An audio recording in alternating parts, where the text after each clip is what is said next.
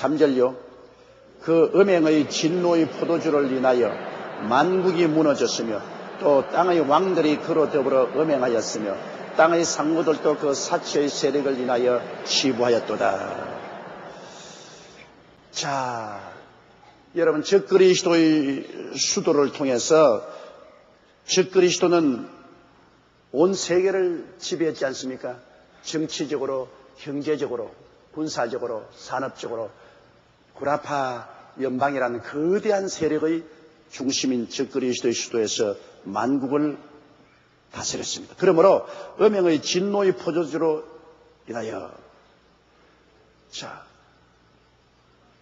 전부 온 세계가 적그리스도와 그 나라에 의해서 취해가 비틀거리는 겁니다.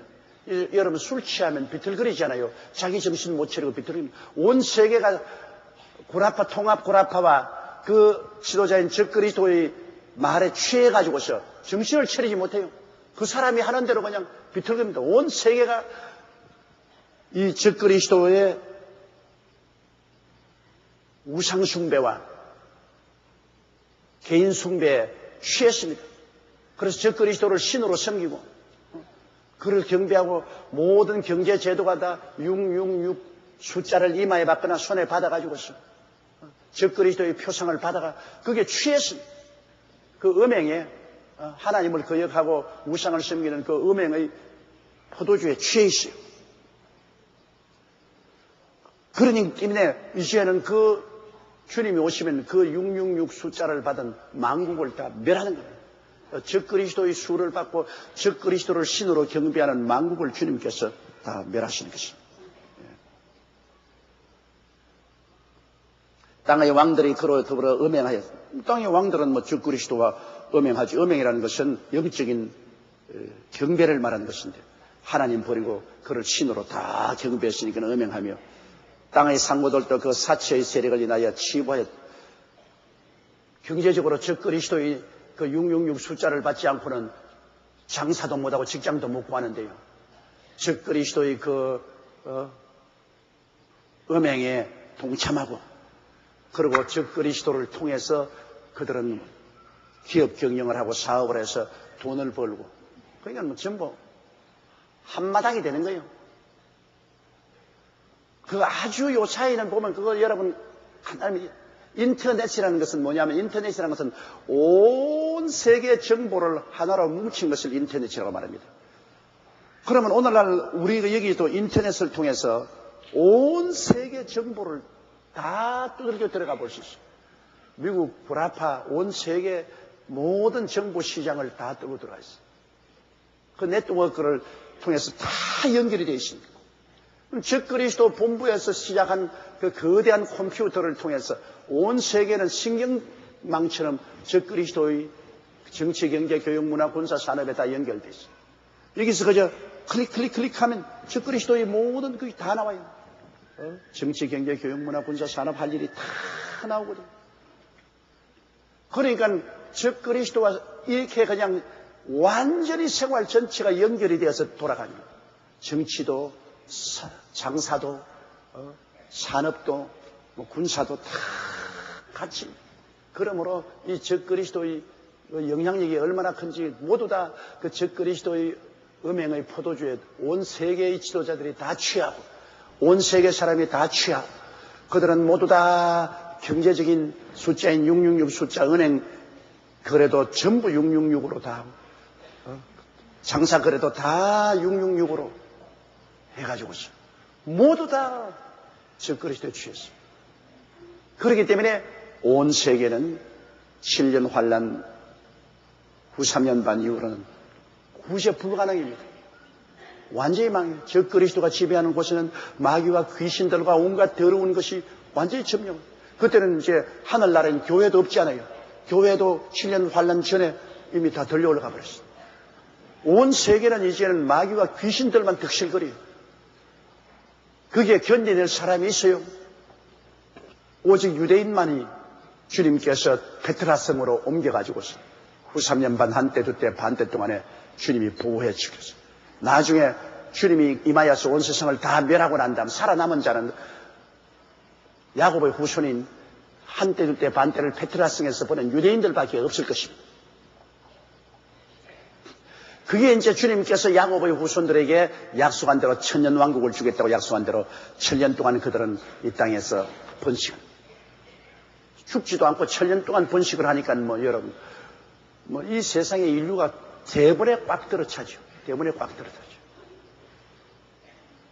그러면 주님께서 다시 한번 마귀를 무지경에서 풀어내놓았어요. 다시 한번 사람들을 키질합니다.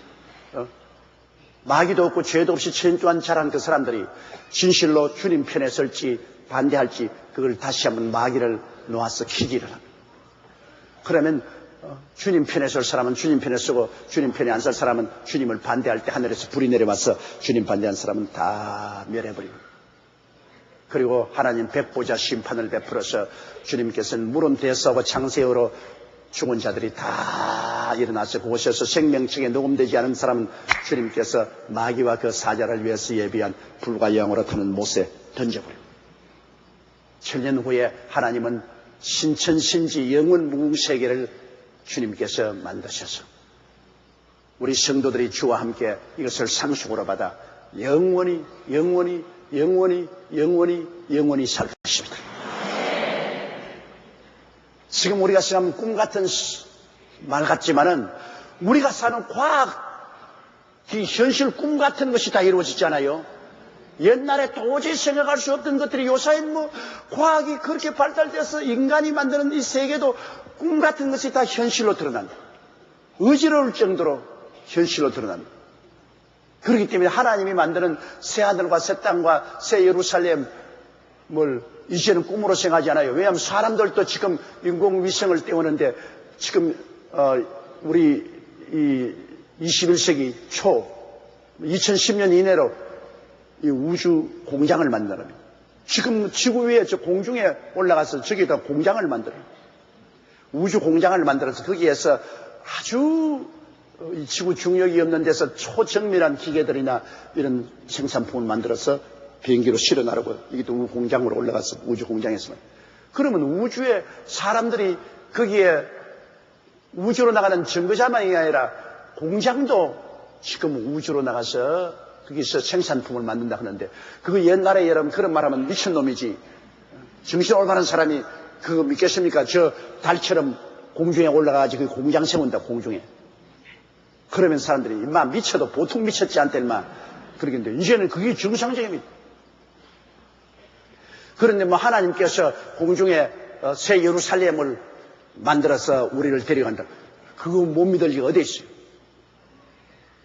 옛날에 우리 못 믿던 사실을 지금 다 믿게 돼요. 옛날에 처녀가 잉태하여 아들을 낳는다 하면 믿기는 믿어도 자꾸 해라.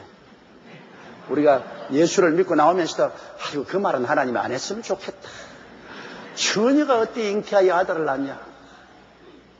그러나 요사이는 복제양 논리 이후로 시작해서 이제는 세포 조직만 가지고 수컷 없이 아버지 없이 얼마든지 만들어낸단 말이에요. 얼마든지 만들어내요. 그러니 기가 막힌 노릇 아닙니까? 이제는 처녀가 잉태해 아들 낳는 거는 이거는 식은 죽먹기야. 그러니까 성경 말씀을 이제는 의심할 사람 아무도 없잖아요.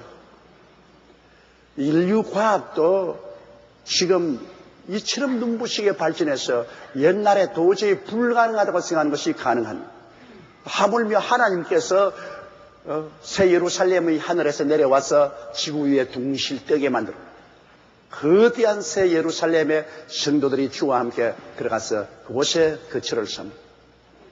이 땅은 하나님이 열렬한 불에 녹게 해서 이 땅을 재창조해서 죄와 부패가 없는 새로운 땅으로 만듭니다.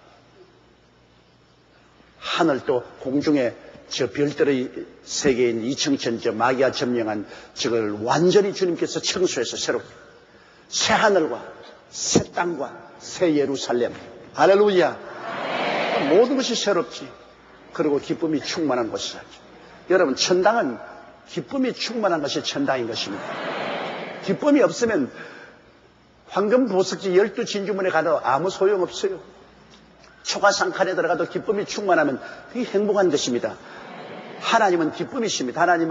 하나님 앞에는 기쁨이 충만하고 그 우편에는 즐거움이 넘친다고. 하나님은 기쁨이고 우리도 하나님의 형상으로 지음받았기 때문에 우리도 기쁨으로 지음을 받은 것입니다. 타락 안 했으면 우리가 매일매일 기뻤으면 못 견디면 기뻤으면 좋아가지고. 그런데 타락을 했기 때문에 기쁨이 샘이 막혀버리고 그리고 이 거대한 슬픔이 사람을 점령해야 됩니다. 그 사람이 기쁨을 찾으려고 애를 쓰는 이유는 옛날에 기쁨으로 지음받았기 때문에 그 본성이 있기 때문에 자꾸 기쁨을 찾는 것입니다. 어떻게 술로서 기뻐해 볼까, 도박으로 기뻐해 볼까, 스포츠로 기뻐해 볼까, 방탕으로 기뻐해 볼까. 그래서 기쁨이 옵니까? 이 마귀가 그냥 죄악과 더러운 것으로 막 진흙창으로 막아놓은 이 기쁨의 샘물을 다시 청소해서 퍼내야 되는데 그게 회개하고 예수님 보혈로 씻고 성령 받으면 기쁨의 샘이 팍팍팍팍팍 터집니다. 샘물이 솟아오릅니다. 이래서 회개하고 성령 충만하고 난 다음 그 다음에 우리가 하나님을 섬기고 살면 마음속에 늘 기쁨이 있다. 늘 항상 기뻐하라. 하나님이 뭐 기뻐하지 못할 사람 보고 기뻐하라 할 줄 알아요? 돈 없는 사람 보고 늘 돈 쓰라 하면 그건 뭐 바보 아닙니까? 돈 없는데 어떻게 돈을 써요? 주님이 우리 뭐 기쁨이 없는데 항상 기뻐하라. 주님, 사람을 어떻게 생각하고 그렇게 말합니까? 기쁨이 없는데 어떻게 기뻐하란 말입니까? 우리 속에 주님이 기쁨의 샘을 다 넣어주셨기 때문에 우리가 원하기만 하면 늘 기뻐할 수 있어요. 우리가 원하기만 하면 마음속에 내가 기뻐하겠다고 결심을 하고 기뻐할 것을 생각하고 하나님을 예배하고 참모하고 성령으로 충만한 삶을 살면 늘 기뻐할 수 있는 샘이 솟아오르게 되는 것입니다. 4절요. 또 내가 들으니 하늘로서 다른 음성이 나서 가로되 내 백성아 거기서 나와 그의 죄에 참여하지 말고 그의 받을 재앙들을 받지 말라. 자, 이 바벨론은 여러분 7년 환란 때만 바벨론이 있는 것이 아니라 벌써 지금부터 바벨론이 있거든요. 벌써 요한이 이 편지를 쓸 때도 이미 그 당시에 로마로 바벨론 아닙니까? 바벨론인 것은 세속을 말하는 것입니다. 마귀와 더러운 귀신들이 점령하는 것입니다. 그러니까 주님께서는 이 편지를 요한이 계시를 보고 쓸 때에도 벌써 그곳에 있는 사람들에게 경고를 한 것입니다. 내 백성아, 주님의 백성입니다. 세상 사람 아닙니다. 하나님이 택한 주의 백성, 내 백성아 그 죄에 참여하지 말고 거기서 나와 재앙을 면하라는 것인데요. 어느 시대 어느 장소인지 죄악의 근원인 큰 음녀 바벨론의 죄에 참여하지 말라고 하시면 늘 성경이 우리에게 그렇게 말하고 있습니다. 이 세상과 세상 것을 사랑하지 말라. 이 세상에 있는 것은 육신의 정욕과 안목의 정욕과 이생의 자랑이니 이건 다 아버지께로 말미암은 것이 아니라고 성경은 말하고 있습니다. 그럼 사람들 말하고 있습니다. 아유 뭐 이 세상에서 살면서 이 세상을 떠나라 하면 어떻게 합니까? 여러분 배는 바닷물에 떠 있어야 돼요. 안 그러면 배가 소용없지요. 그러나 물이 배 안에 들어오면 큰일 나지. 가라앉으니까. 우리가 이 세상을 떠날 수는 없어요. 세상에 살지만은 세상이 우리 속에 들어오지 못하게 하는 것입니다. 이 속에는 하나님 아버지와 예수 그리스도가 점령하고 있어야 되는 것입니다. 이 세상에 세속이 들어와서 있으면 안 돼요. 하나님 아버지와 그 아들 예수 그리스도가 우리 마음 중심을 점령하고 있으면 이 세상이 우리를 점령하지 못합니다. 그러나 뭐 하나님 아버지도 예수님도 다 온데간데 없고 그저 세상이 육신의 정욕 안목의 주 일생 자랑만 꽉 들어차고 주일날 교회는 막 습관적으로 할 수 없어서 그냥 형식적으로 의식적으로 왔다 갔다 해도 설교할 때는 늘 앉아가 졸지 않으면 늘 다른 생각하고 있고 그러면 교회 왔다 갔다 해도 세상이 들어왔어요. 그건 깔아앉아요. 지옥으로 깔아앉아요. 세상에 살아도 뭐 세상에 장사도 하고 사업도 하고 뭐 직장도 구하고 온 세상에 살아도 마음 중심에 하나님 아버지와 예수님이 확 점령하고 있어요. 언제나 아버지 하나님과 예수님을 경배하는 마음 중심을 꽉 잡고 있으면 그건 세속에 못 들어오죠. 어디 감히 아버지 하나님과 예수님이 이 우리 마음의 보좌에 계시는데 마귀가 들어가고 세상에 들어와요. 못 들어오죠. 이러므로 우리의 문제는 우리 마음 중심을 누가 점령하느냐 그게 문제입니다. 마음 중심을 아버지 하나님과 예수님이 점령하느냐 그렇지 않으면 세상이 와서 마음 중심을 점령하느냐. 이게 중요한 것입니다. 세상을 떠나라 한다고 해서 여러분 보따리 사서 다른 데 나가라 하는 말 아닙니다. 갈 데가 있어야지 뭐 세상을 떠나서 어딜 가요? 이 세상에 살면서도 세상이 내 중심을 점령하지 못하게 하라 그 말인 것입니다. 에레미야서 50장 8절에 보면 너희는 바벨론 가운데서 도망하라 갈대아인의 땅에서 나오라고 말해요. 고린도후서 6장 16절로 11절에도 하나님의 성전과 우상이 어찌 일치가 되리요. 우리는 살아계신 하나님의 성전이라. 너희는 저희 중에서 나와서 따로 있고 부정한 것을 만지지 말라. 이것은 세상에 부정하고 더러운 것이 우리 마음을 점령하면 하나님의 성전이 더러워지고 회파되는 것입니다. 그러므로 절대로 마음 중심은 하나님이 성전이요 아버지와 아들 예수님이 내 마음 중심을 점령하고 있도록 우리가 늘 기도해야 되고 믿음을 현재해야 될 것입니다. 자, 그러면 5절요. 그 죄는 하늘에 사무쳤으며 하나님은 그의 불의한 일을 기억하신지라. 이건 바벨론 아니라 세상 사람들, 이 세속도시, 세상에서의 사람들이 사는 그 죄는 하늘에 사무쳤다. 소돔과 고모라에 음란하고 방탕한 죄도 하늘에 사무쳐서 하나님의 사자들이 와서 심판했는데요. 이 세상의 죄가 지금 하늘에 사무쳤어요. 우상숭배, 음란과 방탕이 하늘에 사무쳤어요. 그 죄가 하늘에 사무쳤으면 하나님은 그 불의한 일을 기억하죠. 하나님은 이 불의한 일을 기억하고 전국에는 심판을 내리시는 것입니다. 6절에요. 그가 준 그대로 그에게 주고 그 행위대로 갑절을 갚아주고 그의 섞은 잔에도 갑절이나 섞어 그에게 주라. 사람이 무엇으로 심든지 그대로 거두리라 했는데 빨리 안 거두어진다고 큰 소리 하고 하면 안 됩니다. 죄악으로 심으면 언제고 그 죄악을 거두게 됩니다. 바람으로 심으면 폭풍을 가지고 거두게 됩니다. 아무것도 안 심으면 황무지를 거두게 됩니다. 사람은 모든 생활에 매일같이 심고 있잖아요. 내일을 심습니다. 우리의 생각하는 것이나 말하는 것이나 우리의 행동하는 것은 다 내일을 위한 시가 되는 것입니다. 여러분 세상에도 말이 시가 된다는 말이 있잖아요. 말하는 것도 시가 돼요. 우리가 자꾸 말을 부정적으로 말하고 파괴적으로 말하고 남을 헐뜯고 물고 찢고 하는 이것도 시가 돼요. 말이 시가 된다고 이런 것으로 자꾸 심어놓으면 나중에 그것이 내게 다 돌아오는 겁니다. 나를 물고 찢고 헐뜯고 하는 거 들어봐요. 늘 마음속에 부정적으로 말하고 파괴적으로 말하면 그게 말이 시가 돼가 내 미래에 내가 거두는 것은 부정적인 것밖에 없어요. 안 되고 못 사고 파괴된 것밖에 없어요. 그러므로 우리의 생각도 시가 되고 말도 시가 되고 행위도 시가 되는 것입니다. 내일을 위하여 오늘 우리는 끊임없이 심고 있는 것입니다.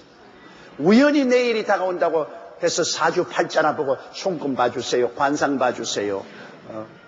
사주팔자 받아라. 그런 것이 우리 미래를 결정하는 거 아닙니다. 오늘 내가 심는 것이 내일 거두는 것입니다. 하나님을 만원히 여기지 말라. 사람이 무엇으로 심든지 그대로 거두리라. 그에 빨리 거두지 않는다고 해서 오만하게 생각했는데 자기 대에 못 거두면 자식 대라도 거두는 것입니다. 성경에는 보면 아비의 죄를 1000대까지 갚고 아비의 선한 행위를 아비의 죄를 3, 4대까지 갚고 선한 행위는 1000대까지 갚으려고 말하는 것입니다. 그러면 아버지가 지은 죄가 지금 안 마른다고 큰 소리 하지 마시고 자식 3, 4대 그 시를 거두게 돼요. 부모가 좋은 일을 해놓으면 지금 당장 좋은 일 했는데 뭐 좋은 일이 안 돌아온다고 생각하지만 그러나 나중에 자식 1000대로 그 좋은 일을 거두게 되는 것입니다. 그렇기 때문에 우리가 사는 것은 우리 자신을 위해서만 심는 것이 아니라 우리의 자손들을 위해서 심는 것입니다.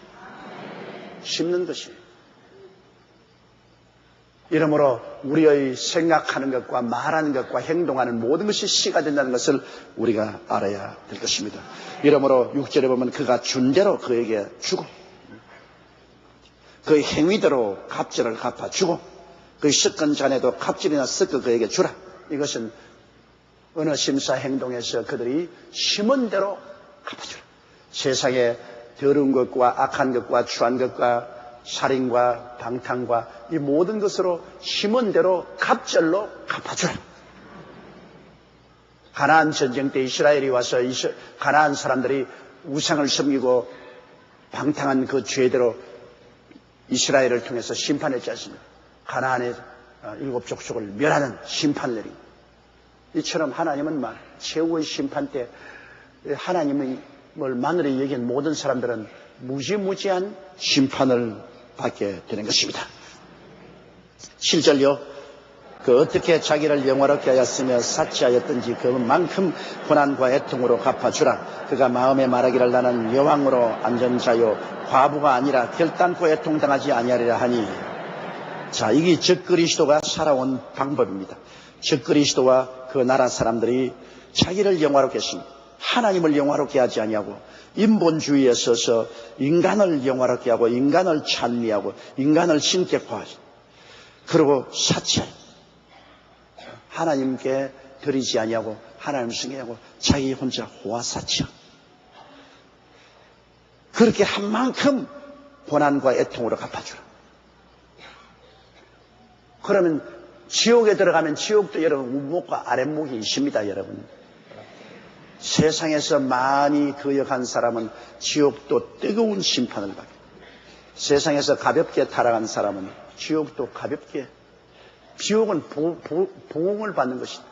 이 세상에 살아온 것대로 형벌도 차별이 있는 것입니다. 그러므로 여기에 이 세상에서 적그리스도는 자기를 영화롭게 하고 사치하였으므로 그만큼 고난과 애통으로 갚아주라. 그가 마음에 말하기를 나는 여왕이다. 나는 과부가 아니다. 과부는 외롭고 괴롭고 슬픈 것을 상징하지 않습니다. 나는 그렇게 외롭고 나는 권세와 능력이 있어 여왕이다. 적그리스도가 그렇게 행동하는 것입니다. 결코 나는 애통함을 당하지 않을 것이다. 그러나 8절에 보십시오. 그러므로 하루 동안의 그 재앙이 이르리니 곧 사망과 애통과 흉년이라. 그가 또한 불에 살라지리니 그를 심판하신 주 하나님은 강하신 자십니다. 그렇게 큰 소리 쳐도 하나님이 심판하시면 하나님은 하루 만에 이들을 멸할 수 있습니다. 하루 만에 그 거대한 도시가 어떻게 망하느냐. 여러분, 적그리스도의 시도가 아무리 아름다워도 하나님이 심판은 순식간에 일어나는데 과거를 보면 하루 만에 온 도시가 폭삭 사라진 기억이 많아요. 1956년 1월 24일 중국 산시성에 지진이 나서 하루 만에 83만 명이 죽었습니다. 여러분, 83만 명이 하루 만에 죽었어요. 1976년 7월 28일 중국 당산에 지진이 일어나서 하루 만에 60만 명이 죽었어요. 60만 명. 1988년 12월 7일 아르메니아에서 지진이 났을 때는 20만 명이 하루 만에 죽었어요. 여러분, 댐 하나만 터져도 하루 만에 대도시가 수몰되지 않아요? 이 세상에 미국이나 소련이나 프랑스나 영국이나 중국이나 인도나 파키스탄이나 이스라엘이나 가지고 있는 원자탄을 가지고 전쟁이 일어나면은 오늘 세상 사람이 가지고 있는 원자탄 그 전체가 지구를 42번 멸망시킬 만한 원자탄이 이 세상에 있어요. 지구를 한두 번 아닙니다. 42번이나 완전히 멸종시킬 만한 그러한 원자 무기를 벌써 사람들이 가지고 있습니다. 그러니 하루 만에 적그리스도의 수도가 멸망당하는 것은 그건 식은 죽먹기입니다. 하루 만에. 그러므로 하루 동안에 그 재앙들이 일어나니 곧 죽음이 다가오고 애통이 다가오고 흉년이 다가오고 또 불에 살라지리니 그를 심판하신 주 하나님은 강하신, 내 주는 강한 성이요 방패와 변기 되신 강한 하나님이 심판하시면 적그리스도 같은 건 그게 하루살이죠. 주님이 처참하게 심판할 것을 말한 것입니다. 9절요. 그와 함께 음행하고 사치하던 땅의 왕들이 그 불붙는 연기를 보고 위하여 울고 가슴을 치며 적그리스도와 더불어 함께 놀아나던 온 세상 왕들이 적그리스도의 나라가 하나님의 심판을 받아 하루 만에 도시가 멸망하던 그 모습을 보고 그들은 놀라서 전부 다 가슴을 치고 통곡을 한다. 10절요. 그 고난을 무서워하여 멀리 서서 가로되 화이토다 화이토다 큰 성 견고한 성 바벨론이여 일시간에 내 심판이 이르렀다르다. 이럴 수가 있느냐. 그렇게 영화로운 도성, 그렇게 권력이 강하던 도성, 그렇게 온 세상을 지배하던 그 우두머리 도성이 일시간에 저렇게 망할 수가 있느냐. 박사기다. 여러분, 지진이라는 건 무섭습니다. 서울에서 지진이 일어나면요, 서울에 적어도 내가 보기에는 지진이 나면 10만에서 100만 명 이상 죽습니다. 우리 서울은 지진 내구 설계가 안 되어 있기 때문에 아파트를 저런 거 전부 다 개미집까지 그대로 무너집니다. 그대로 무너져요. 뭐 상가나 뭐 이런 건 전부 다 그대로. 만일 서울에 지진이 일어났다면 뭐 이건 서울은 완전히 뭐 이건 상상을 할 수 없는 일들이 생겨납니다. 그렇게 하나님의 심판이 오면은 여러분 무섭다고요. 보통 무서운 게 아니에요. 그러게 되면 지진이 오면 뭐 건물들 다 그대로 팍싹 주저앉지요. 전에 삼풍백화점 하나 무너져도 거기 있는 사람 다 죽었잖아요. 그 삼풍백화점은 그거는 어린애 장난이라고요. 그러면 불나지요. 그 다음에는 유행병 돌지요. 뭐 아수라장이 되는 것입니다. 적그리스도의 수도에 하나님이 심판을 해서 지인으로 휘몰아쳐 버리니까 뭐 순식간에 그 대도시가 완전히 패망해요. 그러니 온 세계 뉴스가 다 나가고 온 세계에 있는 지도자들이 그 가슴을 치고 화로다 화로다. 세상에 저렇게 그 영화로운 도시가 순식간에 저렇게 망할 수가 있냐. 아주 간단히 선언할 것입니다. 11절요. 땅의 상고들이 그를 위하여 울고 애통하는 것은 다시 그 상품을 산 적 없습니다. 장사하는 사람들 굉장히 수입도 하고 수출도 하고 그 적그리스도의 도시를 통해서 적그리스도와 함께 무역해서 돈을 많이 벌던 사람들이 이제 적그리스도의 나라가 무너져가니 그들이 이제 장사해서 돈 벌 일이 막연하단 말입니다.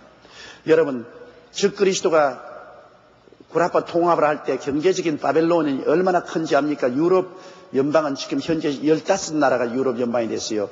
프랑스, 독일, 이탈리아, 벨기에, 네덜란드, 룩셈부르크, 영국, 아일랜드, 덴마크, 그리스, 포르투갈, 스페인, 오스트리아, 핀란드, 스웨덴이 지금 유럽 연방에 가입되어 있고, 그리고 추가로 가입할 나라들이 장차 폴란드, 헝가리, 슬로베니아 포함한 6개국과 루마니아, 불가리아 등 6개국도 추가 가입하려고 하고 있고, 벌써 터키는 이미 가입하도록 되어 있습니다.